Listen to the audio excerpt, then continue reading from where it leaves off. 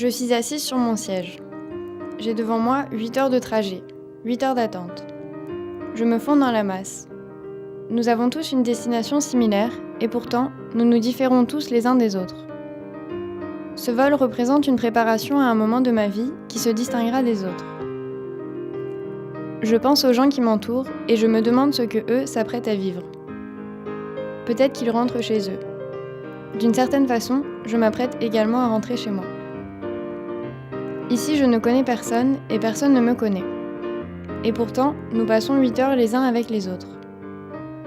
Peut-être que certains redoutent notre arrivée. Dans quelques heures, je serai avec une famille que je ne connais pas et pourtant qui est la mienne. Je conclus par un phénomène qui m'intrigue. Ces personnes qui m'entourent me voient avant ma propre famille et pourtant, ils ne le savent pas. Ça fait quelques mois que ce moment est concret. Et je l'attends depuis que je suis née. Je n'ai jamais rencontré ma famille. Ils m'attendent. Ils m'attendent comme je les attends. Je gigote sur mon siège et décide de me promener un peu. J'en profite pour observer ces passagers qui m'accompagnent et m'intriguent. Peut-être que l'un d'entre eux répond par le même prénom que le mien. Tout le monde s'occupe et paraît dans sa bulle. Lorsque le pilote annonce l'arrivée, je réalise à quel point je suis près d'un moment fatidique. Je me rassois.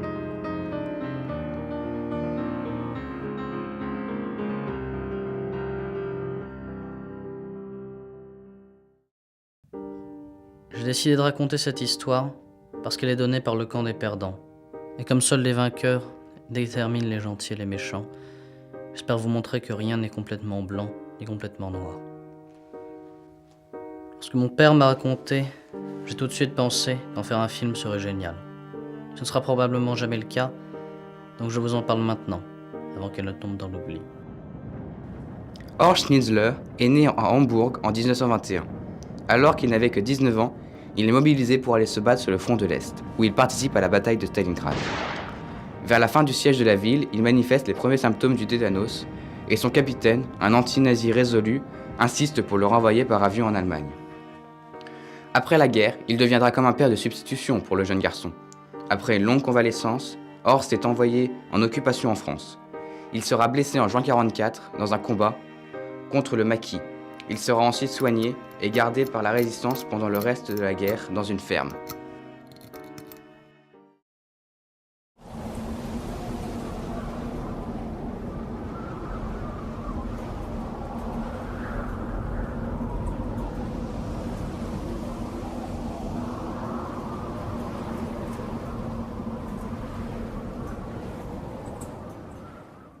En 1939, Florian Boulot a 25 ans et décide de se lancer dans l'industrie automobile, secteur florissant durant la Seconde Guerre mondiale. Florian, qui avait le nez pour flairer les bonnes affaires, prit exemple sur le Fordisme, dont le secret reposait sur le travail à la chaîne.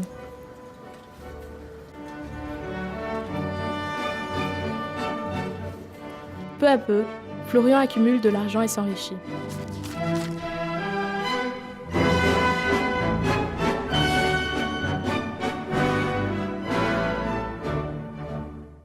Quelques années plus tard, il décide d'assurer sa descendance avec 2 enfants. Malheureusement, la mort l'emporta en 1953. Après son décès, ses enfants, insouciants du travail ayant nécessité la réussite de leur père, profitèrent de la vie, tout en dilapidant sa fortune.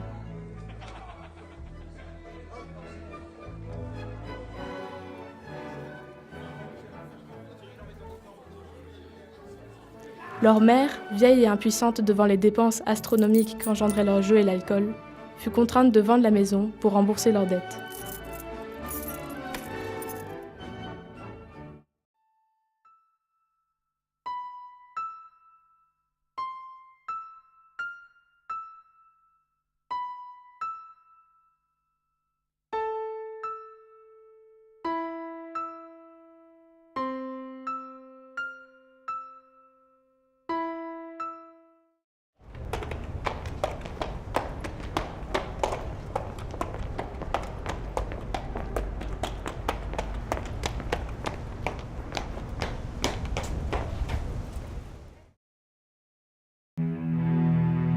Ça toque.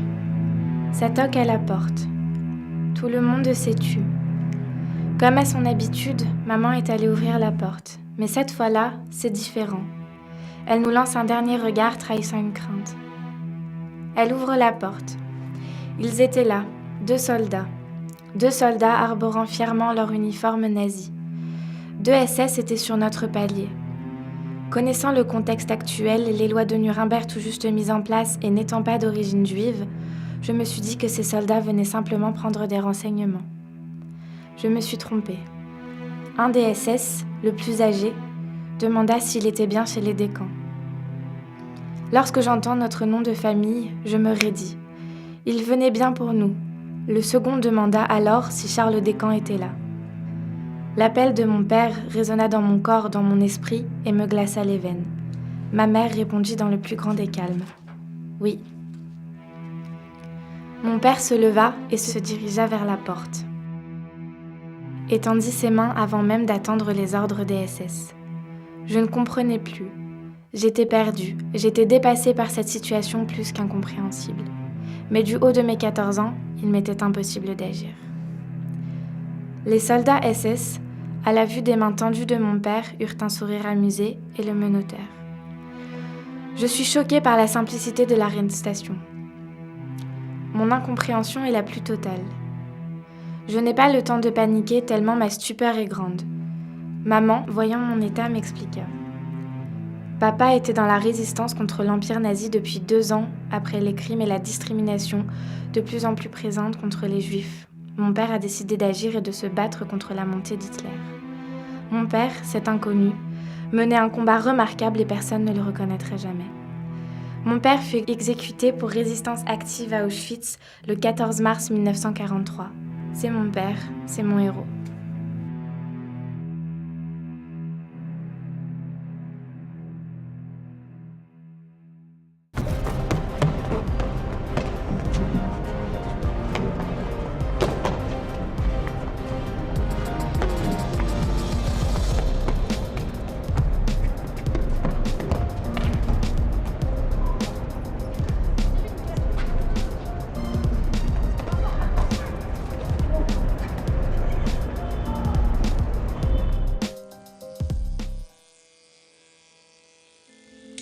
Danny, âgé de 14 ans, habite en Suisse.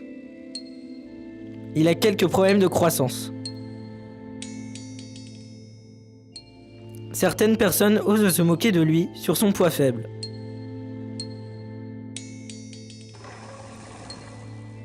Un jour, Danny se mit à faire du sport. Il a vite arrêté, ce n'était pas son truc.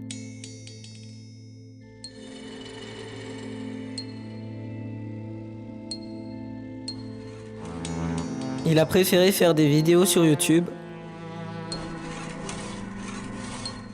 Puis, petit à petit, c'est devenu une passion, son truc.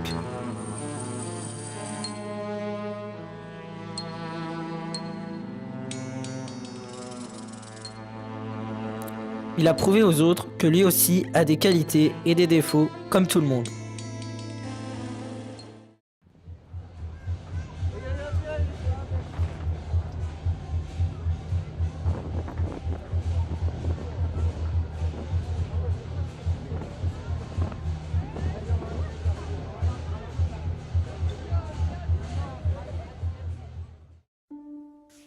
Je suis rentré chez moi, vendredi, et je l'ai encore vu sur le canapé, avec son ordi, plongé dans ses séries.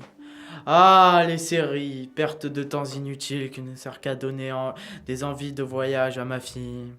J'aimerais qu'elle prenne un bouquin, s'assoie à son bureau et travaille un peu. Elle croit que ça va lui tomber tout cuit dans le bec ou quoi? Je pose mon sac et lui dis d'aller dans sa chambre. Quand elle se lève, je vois un bout de papier de chocolat par terre.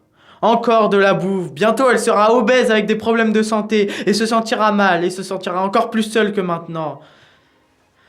Peut-être que c'est parce qu'elle se sent seule qu'elle regarde des séries. Mais qu'elle sorte, putain, qu'elle voit des amis, qu'elle boive un coup. Je m'en fous. J'en ai marre de la voir avachée sur son ordinateur. Elle ne fait que parler de séries à table dans tous les types de conversations. Et Bovary et Platon. Quelle éducation. Ses cuisses ressemblent à 2 troncs d'arbres. C'est sûr que c'est pas elle qui fait 5 heures de sport par semaine. Hein, Quoi? Elle veut faire du cinéma? Quelle blague! Fais des études avant, on verra après. Oh, le cinéma.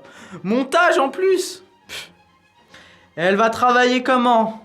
Comme si elle allait courir après les contrats. Elle est bien trop flemmarde. Ah, voilà qu'elle me reparle de séries. Mais ta gueule, toi, avec tes séries, ma pauvre fille. C'est quoi son excuse pour le cinéma? Ah oui, elle n'aime pas l'allemand. Mais l'allemand, c'est génial, c'est la langue de Goethe. Et en Allemagne, il y a du boulot, moi. Bon, arrête de manger et va bosser, tu me saoules. Et couche-toi tôt, comme ça que tu pourras rêver de ton cinéma, là.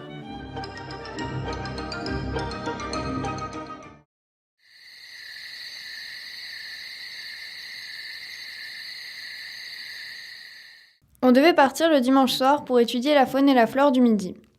Toute la classe avait rendez-vous à 21h devant le lycée pour prendre le car. On était 2 classes de première S à attendre dans le froid de la nuit. Lorsqu'il est arrivé, on s'est battu pour rentrer le plus vite possible, à l'intérieur. « Ne courez pas !» criait le chauffeur, comme s'il espérait quelque chose de nous. Tous installés, l'appel fait, le car démarra pour 8 heures de route et 3 heures de pause. On devait arriver le lundi matin à 8 heures. La moitié de la classe s'est endormie au bout de 2 heures, le reste seulement 1 heure plus tard. Vers 5 heures, après les 3 heures de repos du chauffeur, ce dernier redémarra le car. Je me suis réveillée lorsque le moteur a repris son vrombrissement. Je regardais d'un œil fatigué, la route se déroulant sous les roues. La ligne blanche reflétait la lumière des phares. Ce qui m'étonnait le plus à ce moment-là, c'est que l'heure affichée sur l'autoradio changeait radicalement à chaque fois que je clignais des yeux. 5h15 et hop, 5h23. J'avais ce brouillard dans la tête et une espèce de voile devant les yeux, et je sentais mes muscles s'ankyloser. Je commençais à m'endormir. Brusquement, le car s'est arrêté. Je me suis redressée rapidement. J'ai regardé autour de moi si d'autres personnes étaient réveillées, mais non, ils dormaient tous. C'est à ce moment-là que je le vis. Il était assis sur la route, face à nous. Il nous regardait avec ses énormes yeux jaunes. C'était un tigre qui défiait le car. Il n'avait pas l'intention de bouger. Il nous observait, nous regardait de haut en bas. Il était attentif à chacun des gestes du chauffeur. Il restait immobile face aux tentatives de mouvement du car. Aucune rayure ne bougeait, ni les oreilles dressées. Le car aurait pu avancer jusqu'à ses moustaches, il serait resté là. Je voyais dans son regard les abus de sa mémoire. Il nous racontait son périple qui l'a mené jusqu'à cette route. La paille que ses pattes avaient foulée, la ration de viande froide qu'on lui donnait chaque jour, les numéros qu'il devait effectuer à chaque représentation, les barreaux en fer de sa cage qui lui brisaient le paysage, l'incendie provoqué par l'acrobate fumant sa cigarette, le chaos s'installant, la porte de sa cage cédant aux flammes, la forêt l'appelant, la lumière du car le rassurant. Le chauffeur klaxonna. Il se leva doucement et marcha lentement jusqu'à l'autre bord de la route. Il s'asseya sur le côté et regarda chaque élève endormi passer devant ses yeux. Nos regards se croisèrent furtivement et le car partit. Je me retournai pour le voir une dernière fois, mais il n'était plus là. Arrivé à la ville, on s'est retrouvés en plusieurs petits groupes pour profiter d'une demi-heure de temps libre. On est passé devant un kiosque à journaux. En première page, l'incendie d'un cirque. La liste des animaux portés disparus était affichée. Il n'y avait pas de tigre.